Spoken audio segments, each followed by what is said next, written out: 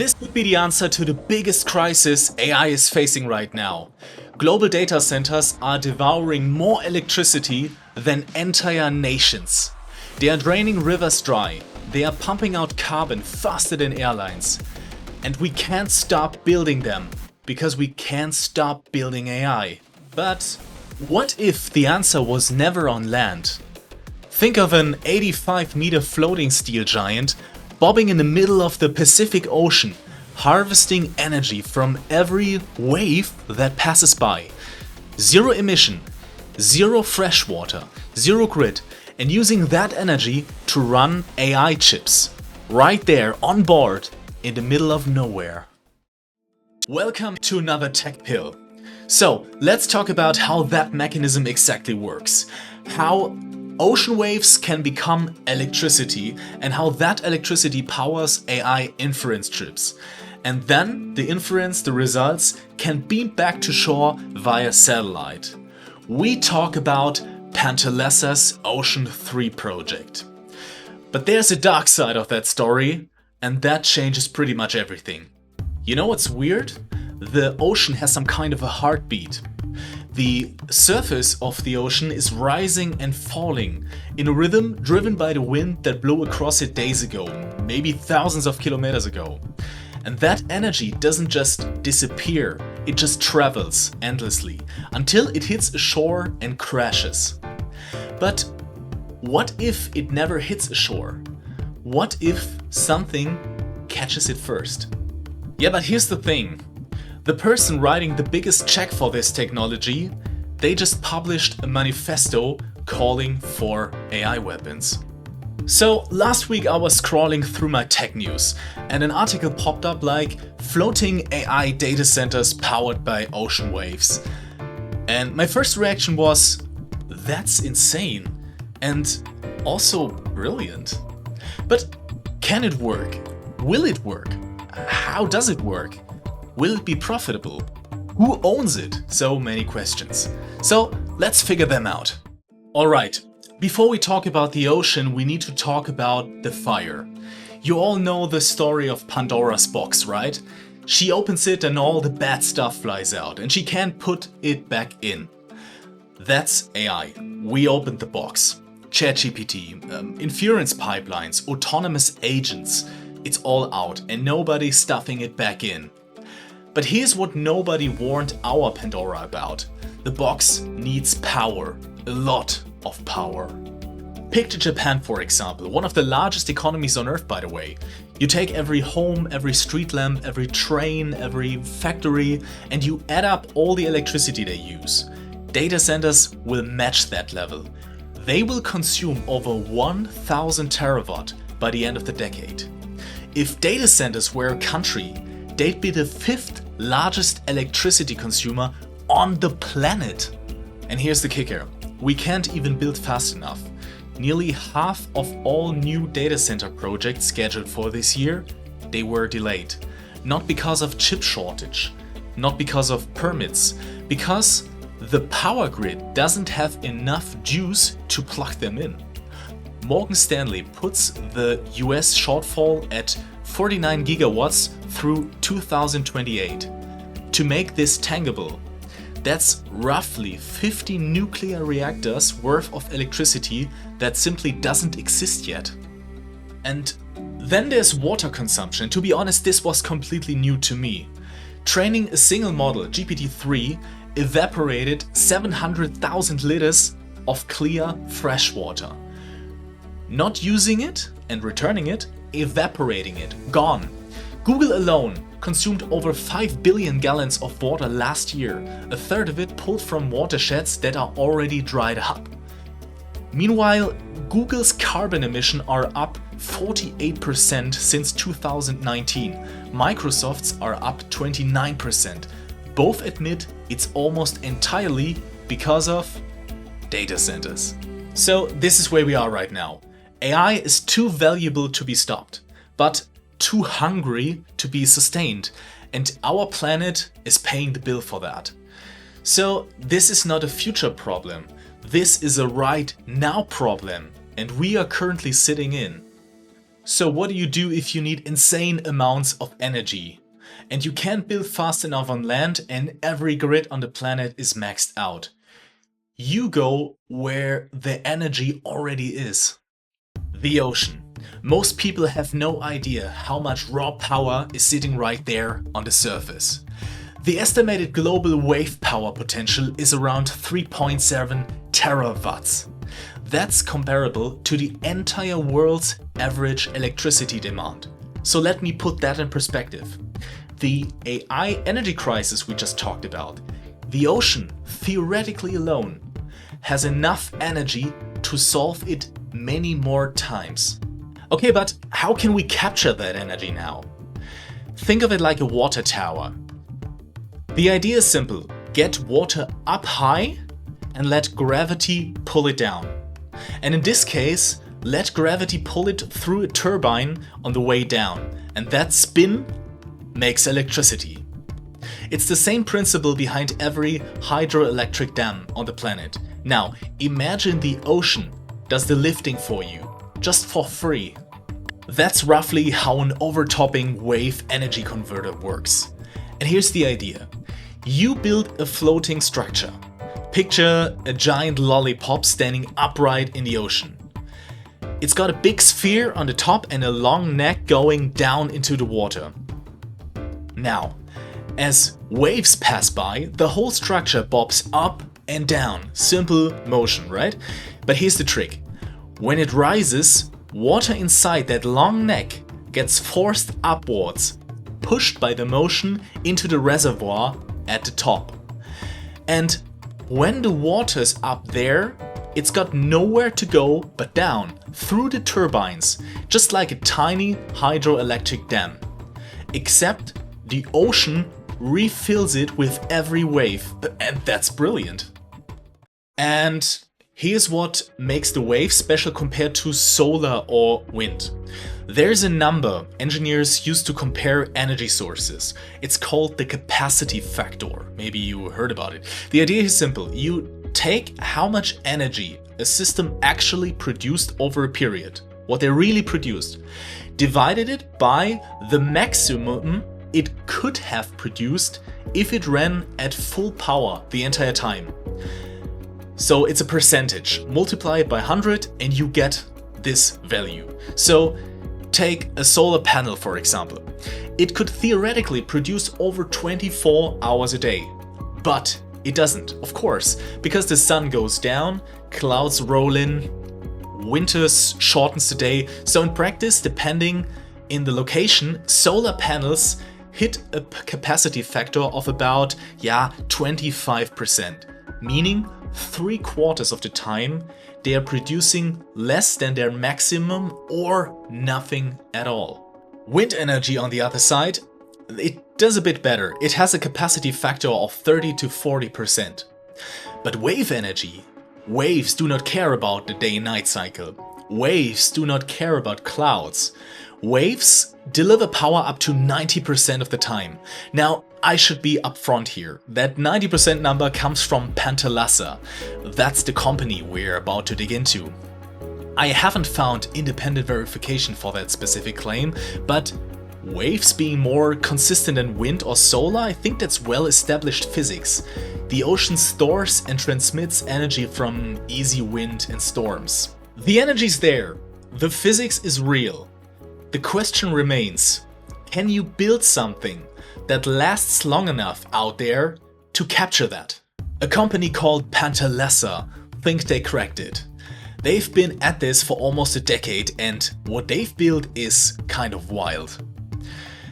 Panthalassa, I hope I pronounced that correctly, named after the ancient super ocean that covered most of the planet 250 million years ago.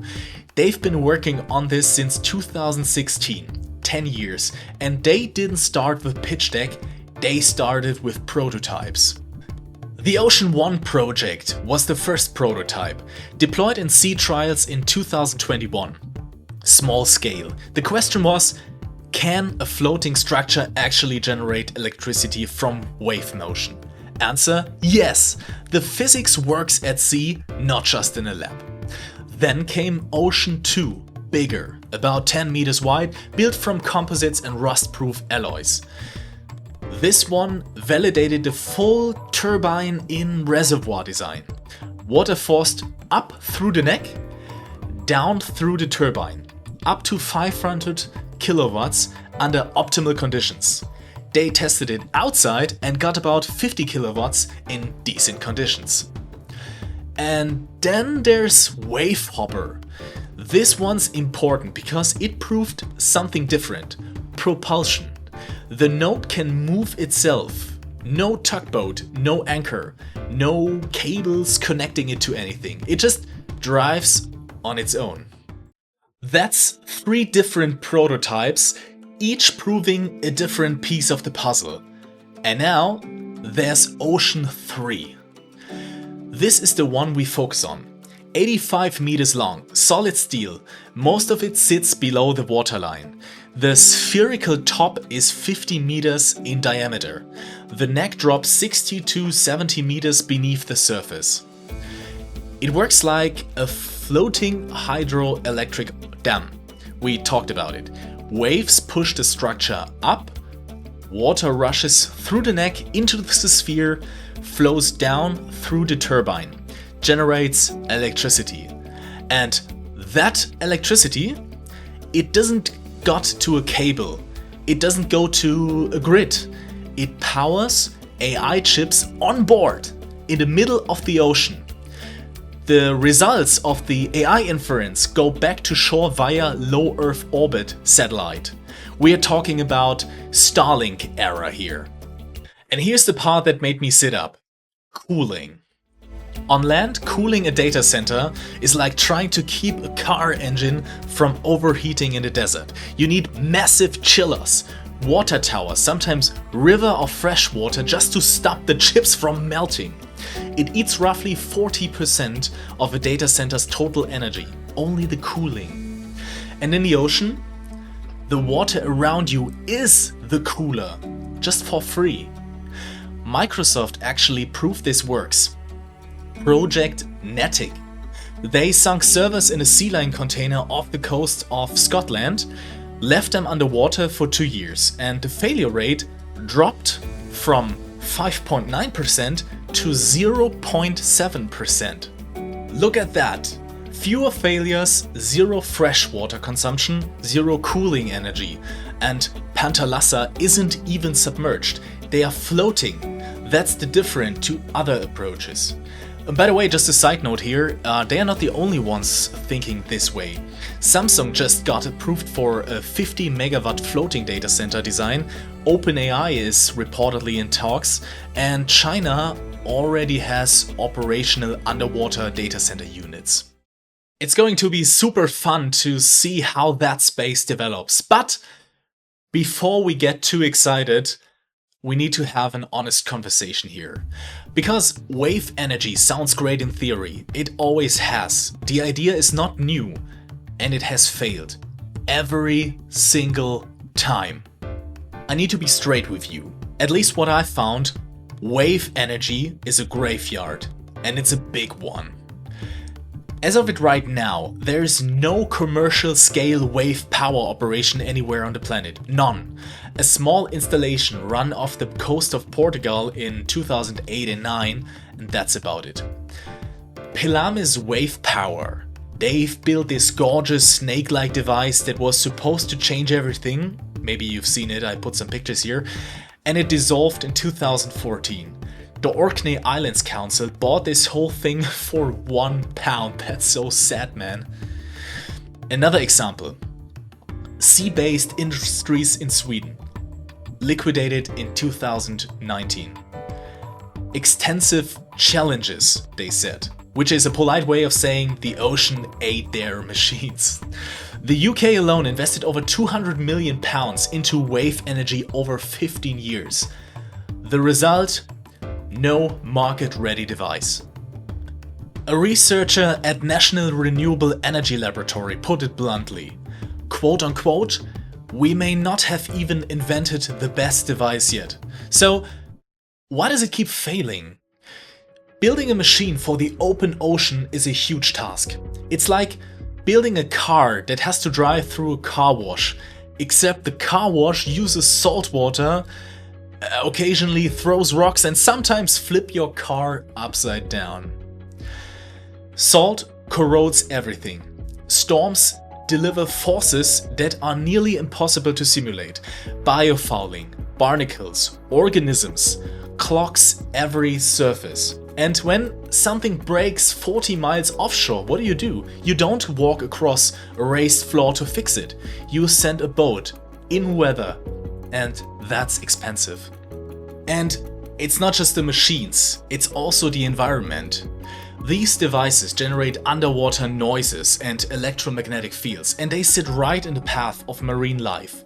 We're talking about collision risks with turbine components, habitat disruption, potential hydraulic fluid leaks in the water. Think of that. The IEA's Ocean Energy System report has lowered concerns for small deployments, 1 to 6 devices, but scale this up to 100 of nodes across the Pacific. And those unknowns get a lot bigger. Okay, this is one side. And then there's the business side. Panthalassa hasn't published their economic modeling. What does maritime maintenance actually cost per node per year? What are the insurance premiums? What's the satellite bandwidth bill for continuous AI inference? These numbers aren't public. The 90% capacity factor I mentioned. Yeah, that's Panthalassa's own claim. No independent verification that I could find. Please prove me wrong, write it in the comments if you find something. Look, I'm not saying Panthalassa will be the next failure in town. They've clearly done more real engineering than most of their predecessors. A decade of iteration, 3 prototypes in C. That counts for something. But proving a concept works is one thing. Proving it works for years in the open ocean, generating consistent revenue, that's a completely different test. However, the technical risks is not what keep me up at night. It's something else entirely. We have to talk about the elephant in the room, or the ocean. Panthalassa's $140 million Series B was led by Peter Thiel. If you don't know that name, he co-founded PayPal, was the first outside investor of Facebook, and he co-founded a company called Palantir. And Palantir is a lot. I don't want to dig too deep here, but Palantir was founded in 2003 with funding from In-Q-Tel, that's the CIA's venture capital arm. The idea, according to Thiel himself, was to take the fraud detection technology they've built at PayPal and extend it to fighting terrorism. Since then, Palantir has become one of the most powerful but most controversial AI companies on the planet. Their software is used by intelligence agencies and by the military. Amnesty International has criticized Palantir for, quote, flagrantly disregarding international law and standards. And then fast forward, in April 26, just weeks before the Panthalassa funding announcement, Palantir published what they called a manifesto. A 22-point document arguing that American tech companies have a moral debt to build AI weapons. It states, the question is not whether AI weapons will be built, it's who will build them. And that some cultures are dysfunctional and regressive. And then, of course, this raised some reactions. A UK member of parliament called it the ramblings of a supervillain. Or there's this economist, Yanis Varoufakis. This is the guy who wrote the book Techno-Feudalism, about how tech giants are replacing capitalism with something worse. He said it reveals a world where ethics is for suckers. That's his words. Now, I want to be fair. Peter Thiel funding a company doesn't make that company automatically surveillance. That's just conspiracy thinking, and I don't do that on my channel. Panthalassa is a public benefit corporation. Their CEO Garth Sheldon Coulson has an engineering background, MIT, Harvard Law, previously at Bridgewater. The Other investors include institutions like Fortescue Ventures, so serious clean energy money. But here's the question I can't shake. These are autonomous compute nodes floating in the open ocean in international waters with no physical cable to any country, running AI workloads that get transmitted by satellite. Who decides what gets computed on these nodes? What jurisdiction applies? What oversight exists? Right now the answer is we don't know. And when the biggest investor is the same person who co-founded a company that builds surveillance AI for governments and is openly calling for autonomous weapons that we don't know, hits hard. Thiel said in 21, and that's ironic, that people should be more concerned about surveillance AI than about AGI, his words. And now look at Palantir. Again, I don't say that Panthalassa is bad. The technology might genuinely help save the planet. But technology is never just technology. It's technology plus the people who control it, plus the incentives that fund it. Yeah, and those questions, they deserve answers before we put autonomous AI nodes in places where no government can reach it. So where does that leave us? We opened Pandora's AI box. It's done and it cannot be undone. The energy crisis that comes with it, it's real and it's accelerating. The ocean holds enough power to solve it, 3.7 terawatts just sitting there. And Panthalassa has spent a decade turning that idea into steel. Ocean 1, Ocean 2, Wave Hopper, and now Ocean 3, deploying this summer.